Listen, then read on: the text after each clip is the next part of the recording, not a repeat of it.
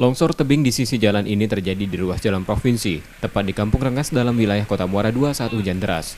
Tinggi tebing yang longsor sekitar 10 meter. Material longsor tanah dan kayu berukuran besar menutup hampir seluruh badan jalan.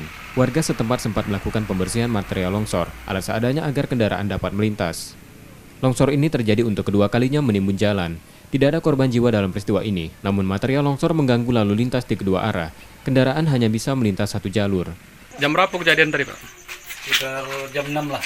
Pas kejadian tadi itu gimana tuh cuaca di sini, hujan nggak? Hujan deras. Hujan ya. Itu longsor itu terjadi di mana tuh, Pak? Di Kampung Rengas. Oh, Kampung Rengas. Ya. Kayu besar. Kayu-kayu besar ya. Itu Itu mobil kendaraan tidak bisa lewat itu. sempat mengganggu tadi ya. Gotong royong lah swadaya masyarakat ini.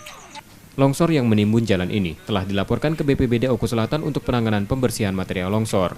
Setia Budi, Kompas TV, Ogan Komering Ulu Selatan, Sumatera Selatan.